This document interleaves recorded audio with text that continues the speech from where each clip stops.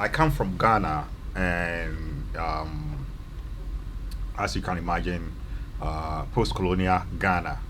And for us, once ethnomusicology opened the way to the study of music from other cultures, most people from post-colonial Africa, um, we well, let me say, I myself, I came to ethnomusicology by choice, because that will allow me to bring the music or musical practices and everything that's associated with it from my village, from that part of the world, to the central pool of world academic discourse about music.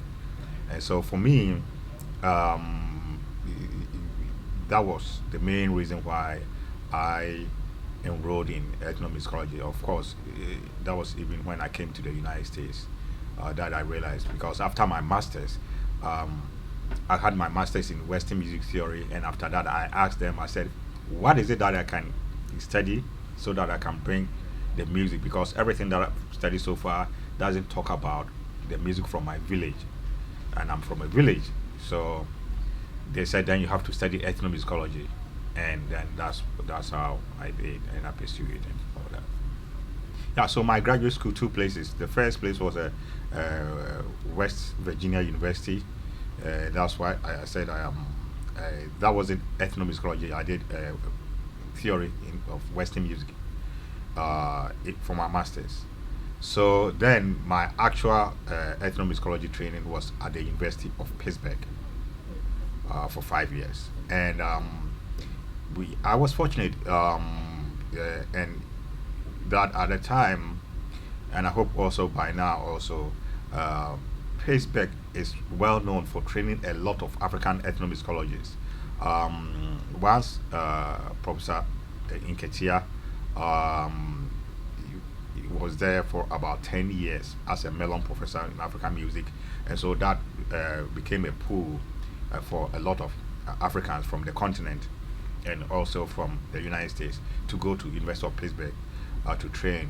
And so there was that legacy there when I got there in 1994, and I had amazing professors that really prepared me. In fact, everything that I've accomplished so far owe it to, of course, University of Pittsburgh, of course, and retracing my steps back to West Virginia University and also my undergrad at the University of Ghana.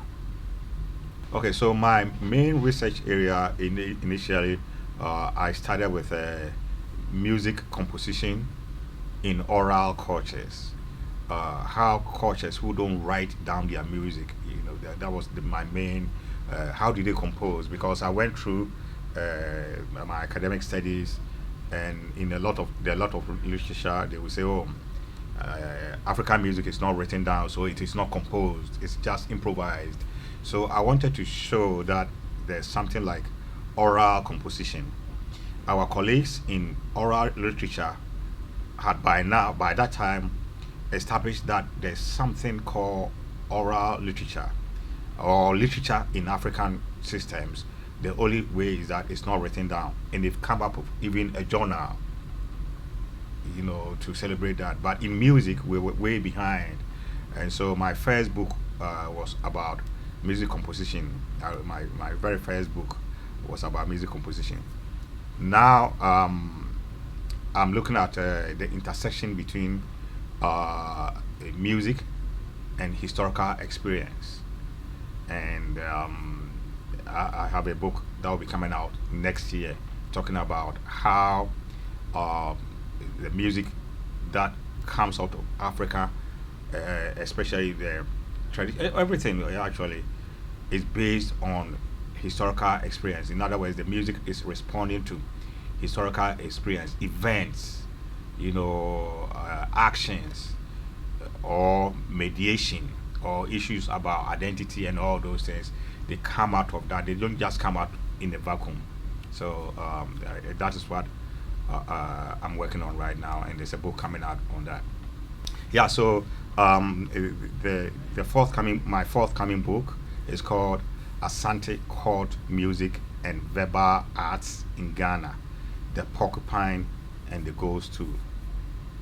So for me, um, even the opportunity for me to come out of a village in Ghana, I don't think that village is even on GPS, and to be able to go to graduate school in the United States and become a professor teaching at a major university in the United States is even humbling and really, really reassuring. That is even the biggest because, um,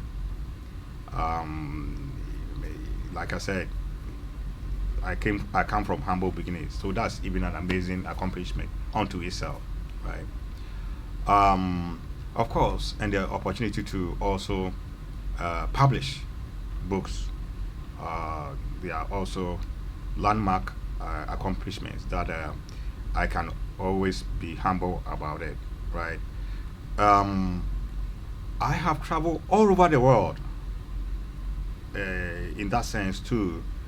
Been to Asia, I've been to India, I've been to China, I've been to Brazil, I've been to the Caribbean, I've been to all over United States, I've been to Europe, several places. So I've traveled all over the world giving lectures,